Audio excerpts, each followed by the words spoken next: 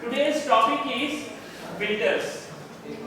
Say suppose earlier we have seen the different types of rectifiers. If you are going for rectifier, we have seen the half wave rectifier, we have seen the full wave rectifier, full wave rectifier, we have seen the central tap, and we have seen the bridge type full wave rectifier. Okay. So whatever the output of your rectifier is, you are having the pulsating DC. Pulsating DC means you are having a DC with the AC component in it. AC component is actually undesirable. So we need to have some other circuit so that it can remove those AC components so that we can get the pure DC output. Okay, so for that we are going for the filters. There are different types of filters. Earlier we have covered your inductor filter. If you are going for your inductor filter, then we are having one inductor coil, and this is your load resistance. This we have already covered. Say suppose if you are going for your inductor, here it is having the property that it will allow the DC component to read, but it will reject the AC component. Okay.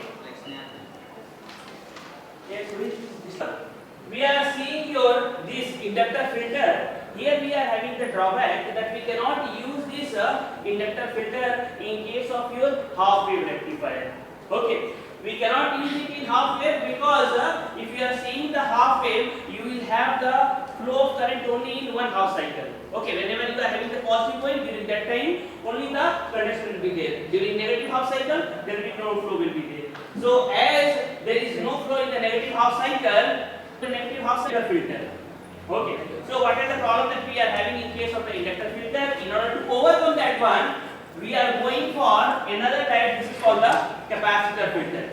Here, if you are seeing the capacitor filter, in capacitor filter, the capacitor is the main component. The property of the capacitor is that it will allow the AC component to read and it will reject the DC component.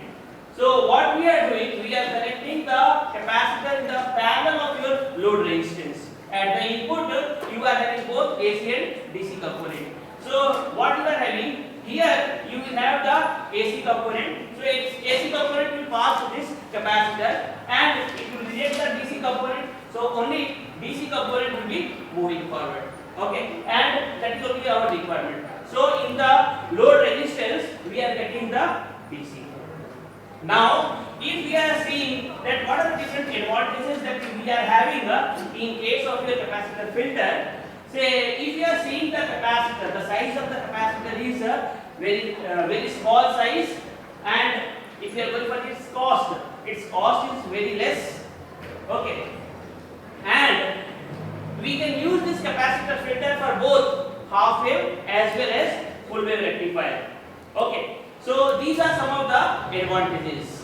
If we are going for a disadvantage, the disadvantage in case of your this capacitor filter is that it needs large current. Large current is required.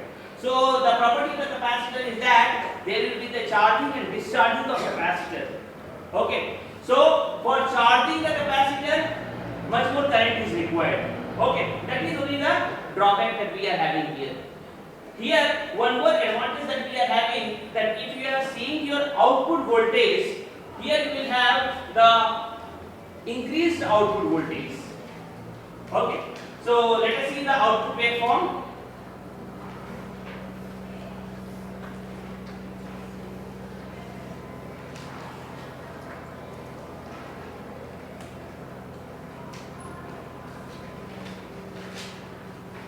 This is the output in case of your inductor filter. You are seeing the output voltage. So output voltage, this is your V maximum. So you will have the reduced output. You are having the reduced output in case of your inductor filter. But when you are going for your capacitive filter, here you see that your output is such that there you will see that there is increase in your output voltage. Here you are having the increased output voltage. So we can say that we can get the good operational characteristics. In case of your capacitor filter, you will have the good operational characteristics.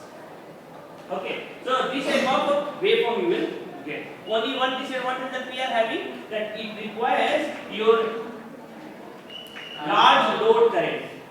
Okay, it requires it requires more number of your load current. Okay, that is only the drawback in this one. Okay, next one is your say LC filter.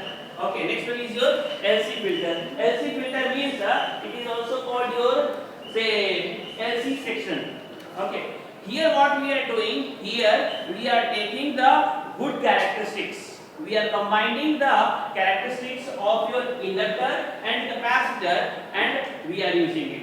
Okay, you are having say LC filter. In LC filter what we are having? In LC filter we are taking the all the good characteristics of your inductor and capacitor, we are combining it and we are framing that filter. Here what is happening, that you are having the inductor coil, you are knowing that the property of inductor is that it will allow the DC component and it will reject the AC component. So here you will have DC component that is flowing through it, and here the property of the capacitor is that it will allow the AC component and it will reject the DC component. So finally here output you are getting the pure DC. That is only our requirement. If you are seeing that your inductor, so inductor it is having the characteristics that here